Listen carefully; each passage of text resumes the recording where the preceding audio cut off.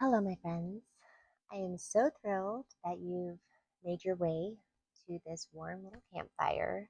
Welcome, welcome, welcome. I mentioned in one of our earlier Soul Talks that I've become surprisingly uninterested in deciding who is right. Not whether astrology is right, not whether biblical prophecy is right, not even whether science is right.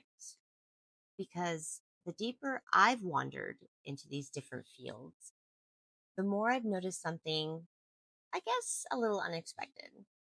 They're really just looking for patterns. A sailor watches the tides, a meteorologist watches the atmosphere, a psychologist notices recurring behaviors, astronomers watch the stars, the ancient prophets watched nations, different lenses, but same human instinct to notice patterns and ask, where might this path lead if nothing changes? I think sometimes we've treated prophecy like it was meant to be a script,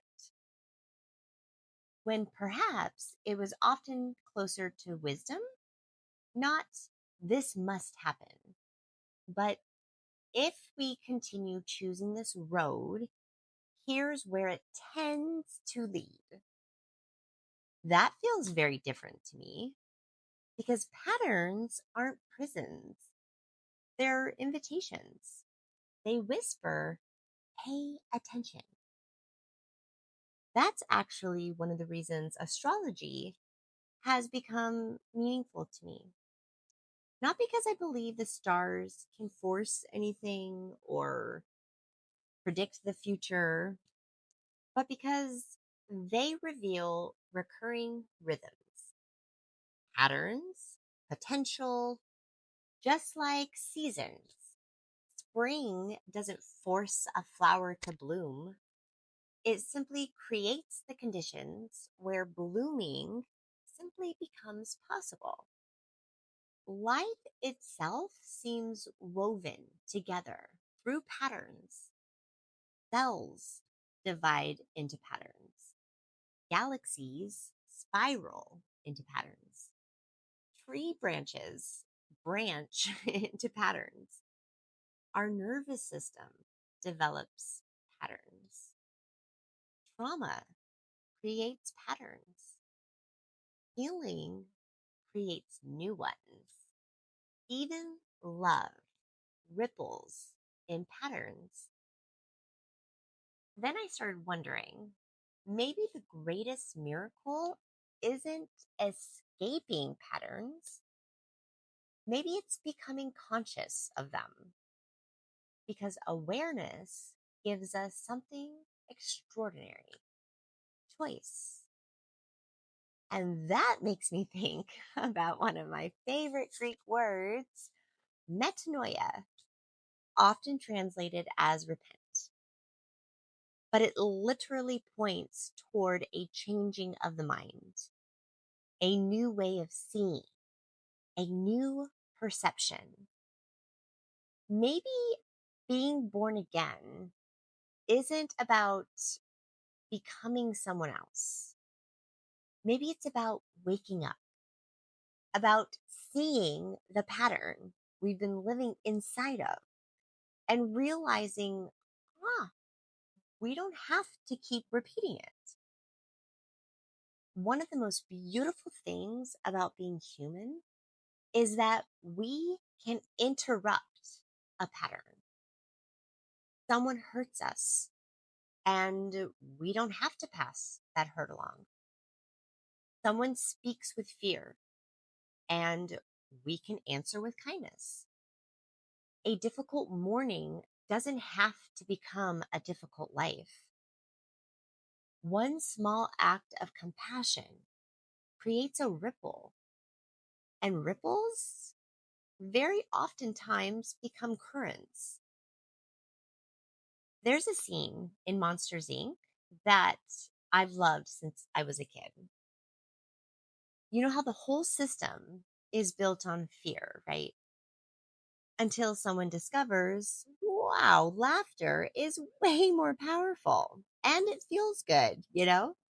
I've always loved that idea that laughter is way more powerful than fear. Because I think love works much the same way. Fear spreads for sure, but love spreads way farther. Maybe that's what Yeshua was pointing toward all along. Not a perfect theology, not winning arguments, not making sure everyone believed exactly the same thing, but something beautifully simple. Love God, love your neighbors. And if God is the very source of life, then perhaps learning to hold compassion for ourselves is part of loving God too. Maybe the universe has always been whispering through stars, through forests, through our own hearts, through each other, inviting us not to fear the mystery, but to actually participate in it. So perhaps tomorrow, instead of asking, am I believing the right thing? We could ask something gentler. What patterns am I creating? Because those patterns become habits. Habits become lives. Lives become legacies. And somewhere, one small act of love becomes someone else's completely new beginning. Until next time, keep a little space for wonder. Be curious, be creative, be compassionate. There are just two little things I wanted to mention. First, if you listen to Sunday's video and thought you might have heard someone snoring, you are not imagining things. I had just laid down with our almost 2-year-old, and after she drifted to sleep, I decided to seize the moment and record. Um, and it wasn't until I was editing that I stopped and thought, huh, alrighty, there's definitely some snoring up in here.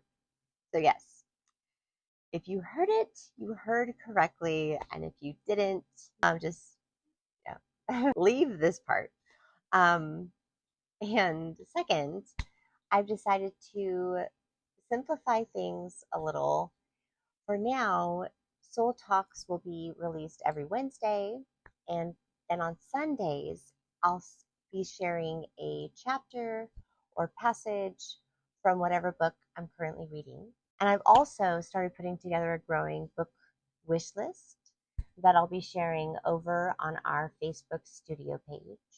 And there'll be a link in the About Me or possibly in the description. So if you'd like to read along with us, I'd love to have you there.